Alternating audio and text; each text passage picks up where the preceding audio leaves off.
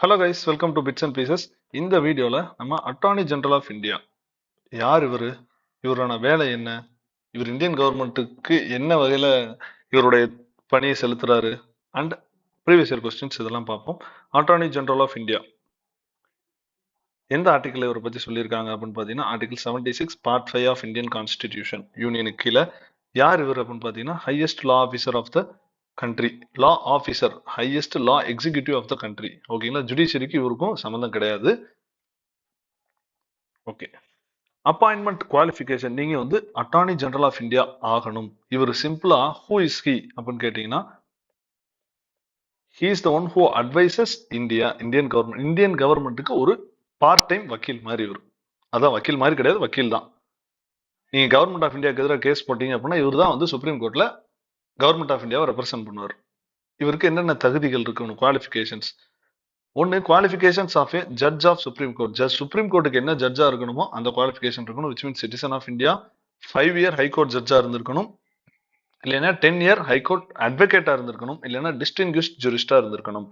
அப்படின்றால் இவர் attorney general of இந்தியாவாக appoint பண்ணதுக்கு தகுதி உடையவர் ஆவார். டேர்ம் ஃபிக்ஸ் பண்ணியிருக்கா? நோ, ஃபிக்ஸ் பண்ணல. ஆனா இவர் வந்து இப்போ ஒவ்வொரு கவர்மெண்ட்டும் அவங்களுக்கு ஃபேவரபுளான ஆட்கள், அவங்களுக்கு யாரு கூட ஒர்க் பண்றதுக்கு நல்ல கம்ஃபர்டபுளா இருக்கோ அவங்கள வந்து அப்பாயிண்ட் பண்ணிப்பாங்க. ஸோ அந்த கவர்மெண்ட் மாறும்போது இவரும் ஆட்டோமேட்டிக்கா மாறிடுவாரு. ஆனா மாறணும்னு அவசியம் கிடையாது. பிளஷர் ஆஃப் த பிரசிடென்ட் கீழ் இருப்பாரு. பிரசிடென்ட் தான் இவர் வந்து அப்பாயிண்ட் பண்ணுவாரு. வேணும்னா மாத்திக்கவும் செய்வாங்க. சேலரி பிரசிடென்ட் தான் முடிவு எடுப்பாரு. ஓகேங்களா, இவருடைய வேலை என்னன்னு பாத்தீங்கன்னா கவர்மெண்ட்டை சட்டப்பூர்வமா சட்ட நுணுக்கங்களுக்கு அறிவுரை கொடுக்கறது. நாளைக்கு ஒரு சட்டம் கொண்டு வர்றாங்க கவர்மெண்ட்னா இவர்கிட்ட அட்வைஸ் கேட்பாங்க. எப்படிங்க இது சட்டம், சுப்ரீம் கோர்ட்டுக்கு யாராச்சும் சேலஞ்ச் பண்ணி போனாங்கன்னா இது வந்து சட்ட இதை வந்து ஸ்க்ரூட்டினியே தாங்குமா, ஜுடிஷியல் ஸ்க்ரூட்டினியே இது பாஸ் பண்ணுமா, சட்டப்படி என்னென்ன சிக்கல்கள், என்ன சட்ட சிக்கல்கள் வரும். அதே மாதிரி லாவோ, ஒரு சட்டமோ இல்ல கான்ஸ்டியூஷனோ இவருக்கு சில வேலைகள் சொல்லுதுன்னா அதை ஃபாலோ பண்ணணும். நாளைக்கு ஒரு புது லா எனாக்ட் பண்றாங்க, இவருக்கு இந்த வேலைன்னு சொல்றாங்கன்னா அதை வந்து ஃபாலோ பண்ணணும். அதே மாதிரி legal duties as per the president says. President வந்து இதெல்லாம் பண்ணி கொடுங்க, கவர்மெண்ட் ஆஃப் இந்தியா இந்த கேஸ் எல்லாம் நீங்க தான் அப்பியர் ஆகணும் அப்படின்னு சொன்னாங்கன்னா அதெல்லாம் செய்வாரு. அதுதான் இவருடைய duty. Legal duties as president சேஸ்ன்னு சொல்றோம்ல, அப்படின்னா என்னென்ன அப்படின்னா கவர்மெண்ட் ஆஃப் இந்தியாவை சுப்ரீம் கோர்ட்ல ரெப்ரசென்ட் பண்றது. இன்னொன்னு, ஆர்டிகல் 143 மூலமா பிரசிடென்ட் வந்து advisory jurisdiction of supreme court கீழே டவுட்ஸ் கேட்பார் சுப்ரீம் கோர்ட்ல. அதை இவர் தான் போய் சொல்லுவார் சுப்ரீம் கோர்ட்ல, இப்படி டவுட்டுங்க எங்களுக்கு பிரசிடென்ட்டுக்கு அப்படின்னு சொல்லிட்டு. Representing government of India in high court, Madras ஹைகோர்ட்ல ஒரு லாவை வந்து சேலஞ்ச் பண்றாங்க ஒருத்தர், இந்தியன் கவர்மெண்ட் கொண்டு வந்த லா வந்து தப்பு அப்படின்னு சொல்லி. அப்ப வந்து இவர் தான் வந்து அப்பியர் ஆவார். நாங்க தப்பு பண்ணலைங்க, இதெல்லாம் தாங்க அப்படின்னு சொல்லி இவர் தான் சொல்லுவார். ரைட்ஸ், இவருக்கு என்னென்ன உரிமைகள் இருக்குன்னு பாத்தீங்கன்னா எல்லா கோர்ட்லயும் போய் இவர் வந்து ஆடியன்ஸா உட்காருவார், என்ன நடக்குது அப்படின்னு சொல்லிட்டு. ஏன்னா எல்லா கோர்ட்லயும் இந்தியன் கவர்மெண்ட்டை சேலஞ்ச் பண்றாங்க, மெட்ராஸ் ஹைகோர்ட்லயோ இல்ல கவுஹாத்தி ஹைகோர்ட்லயோ, ஆனா இவர் போய் இருக்கணும் இல்லையா. சோ ஆடியன்ஸ் ரைட் இவருக்கு இருக்கு. Right to speak, take part in the proceedings of parliament and joint sitting of the parliament. பார்லிமெண்ட்ல ஒரு கேள்வி கேட்கறாங்க, சட்டப்படி இவர் தான் வந்து எக்ஸ்பிளைன் பண்ணுவார். ஆனா ஓட்டிங் ரைட்ஸ் கிடையாது. வந்து எக்ஸ்பிளைன் பண்ணுவாரு, எல்லா இதையும் டேக் பார்ட் பண்ணிப்பாரு. ஆனா he will not vote. he will enjoy the parliamentary privileges. ஆப்வியஸா உள்ள போறவங்கள எல்லாமே they will enjoy. இவர் உள்ள போய் taking part in the proceedingsங்கிறதுனால he will enjoy the parliamentary privileges. பிரைவேட்டா போய் ஒரு பிராக்டிஸ் பண்ணலாமா அப்படின்னு கேட்டீங்கன்னா yes, he can practice privately. பிரைவேட்டாவும் இவர் பிராக்டிஸ் பண்ணிக்கலாம், கவர்மெண்ட்டுக்கு அறிவுரைகள் சொல்லிப்பார். ஆனா பிரைவேட்டா பிராக்டிஸ் பண்ணும்போது சில டேர்ம்ஸ் அண்ட் கண்டிஷன்ஸ் இவருக்கு இருக்கு. அந்த ஸ்டார் என்னன்னு கேட்டீங்கன்னா கவர்மெண்ட்டுக்கு எதிராக நீங்க வந்து யாரையும் அட்வைஸ் பண்ணக்கூடாது உங்களுடைய கிளைண்ட்ஸை. ஏன்னா கவர்மெண்ட்டுக்கு நீங்க first service is for the nation. அதே மாதிரி கவர்மெண்ட் ஆஃப் இந்தியா ஒரு கவர்மெண்ட் ஆஃப் இந்தியா ஒரு கேஸ்ல இன்வால்வ் ஆயிருக்கு அப்படின்னா அங்க போய் நீங்க ஆப்போசிட் சைடுக்கு நீங்க அட்வைஸ் கொடுக்க கூடாது. அதே மாதிரி ஒரு கிரிமினல் அக்யூஸ்ட் ஒருத்தர் இருக்காரு, அவருக்கு நீங்க அப்பியர் ஆகுறீங்க அப்படின்னா கவர்மெண்ட் ஆஃப் இந்தியாவோட பெர்மிஷன் இல்லாம நீங்க வந்து அப்பியர் ஆகக்கூடாது. அதே மாதிரி ஆஃபீஸ் ஆஃப் ப்ராஃபிட் நீங்க தனியா வச்சிருக்க கூடாது, வேற எதுவும் டிபார்ட்மெண்ட்டோ இல்ல கோஆபரேஷனோ ரன் பண்ணக்கூடாது. அடுத்தது கவர்மெண்ட் இன்ஸ்டிடியூஷன்ஸ் இருக்கு இல்லையா, அதுக்கெல்லாம் நீங்க அட்வைஸ் பண்ணக்கூடாது அன்லெஸ் பிரசிடென்ட் வந்து ப்ராப்பரான கம்யூனிகேஷன் சேனல் மூலமா, ministry of law and justice channel, department of legal affairs மூலமா வந்தா மட்டும்தான் நீங்க கவர்மெண்ட்டுக்கே அட்வைஸ் பண்ணணும். சரிங்களா, மற்ற கவர்மெண்ட் இன்ஸ்டிடியூஷனுக்கு இப்போ வந்து நபார்டு ஒரு பிரச்சனையில மாட்டிட்டு இருக்கு, ரெக்வஸ்ட் கேட்கறாங்கன்னா department of legal affairs, ministry of law மூலமா தான் உங்களுக்கு வரணும். அவங்க தனியா எல்லாம் கூப்பிட்டா நீங்க வந்து அட்டார்னி ஜெனரலா இருந்தீங்கன்னா நீங்க வந்து பதில் சொல்ல தேவையில்லை. அப்போ சாலிசிட்டர் ஜெனரல்னா என்ன? அட்டார்னி ஜெனரல் ஆர்டிகல் 76ல சொல்லியிருக்காங்க. சாலிசிட்டர் ஜெனரல் எங்கப்பா சொல்லியிருக்காங்க அப்படின்னு கேட்டீங்கன்னா, சாலிசிட்டர் ஜெனரல்லாம் கான்ஸ்டிடியூஷன் எங்கேயுமே சொல்ல கிடையாது. ஓகேங்களா? அப்போ இவர் யாரு?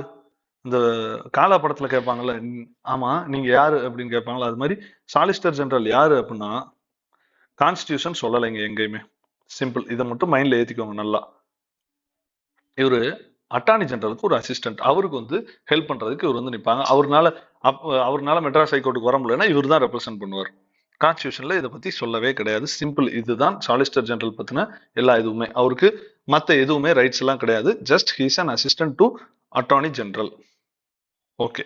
Attorney general of India and solicitor. இப்போ வந்து நம்ம என்ன பார்க்க போறோம் அப்படின்னு பார்த்தீங்கன்னா, previous year question related to the topic of attorney general of India and solicitor general. Attorney General of India and Solicitor General of India are the only officers of the government who are allowed to participate in the meetings of Parliament. No. According to the only officer எல்லாம் கிடையாதுங்க. அது இல்லாம நிறைய பேர் இருக்காங்க. According to the Constitution of India, Attorney General of India submits his resignation when the government which appoints him resigns. Constitutionல இதை பத்தி சொல்ல கிடையாதுங்க. Normally he will resign because அவருடைய பெஸ்ட் டீம் போகுது அப்படிங்கிறதுனால கான்ஸ்டியூஷனல் லிமிடேஷன்லாம் கிடையாது.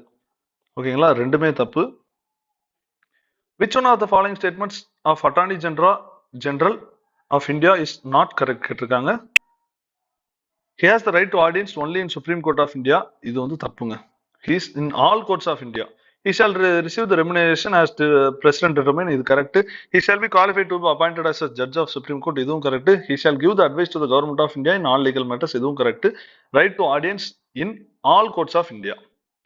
Who is the first law officer of the country? Attorney General is the first law officer of the country. The Attorney General of India has the right to audience in any court of law within the territory of India. Which of the following non-members of the parliament has the right to address it? Attorney General. இங்க கொடுத்திருக்கிறதுல Attorney General can go and have the right. அதனால இவர் மட்டும்தான் கிடையாது, இன்னும் சில ஆட்கள்லாம் இருக்காங்க. என்னன்னு சொல்லி நீங்களே பார்த்து கமெண்ட் செக்ஷன்ல லீவ் பண்ணுங்க. Who among the following can attend the meetings of both the houses of the parliament while not being the member of the house? யார் யாரெல்லாம் மெம்பர்ஷிப்பே இல்லைனாலும் அங்கே போய் அட்டன் பண்ணலாம் அப்படின்னு கேட்டீங்கன்னா, இங்க இருக்கிறதுல attorney general of India. Which of the following statements about Attorney General are correct? He is the first law officer of the government of India. Yes, this is correct. He is entitled to the privileges of the member of parliament. Yes, it is correct. He is a whole-time counsel of the government. He is a part-time counsel of the government. இது தப்பு. He must have the same qualifications as are required to the judge of the Supreme Court. Yes, correct. Answer வந்து பார்த்தீங்க அப்படின்றால் என்ன கேட்டிருக்காங்க? Not correct கேட்டிருக்காங்க. பார்த்தீங்களா? Not correct. So 3 only is not correct. He is a part-time counsel. Who among the following can attend the meetings of both the houses of the parliament? IES engineering service examல கேட்டது. While not being a member of the house, Attorney General of India can attend both houses of the parliament though he is not a member of the house. Okay guys, thank you. We will meet in another video. அடுத்த வீடியோல நம்ம வந்து வேற ஒரு இன்ட்ரெஸ்டிங்கான topic பார்ப்போம். Until then, see you. Bye bye.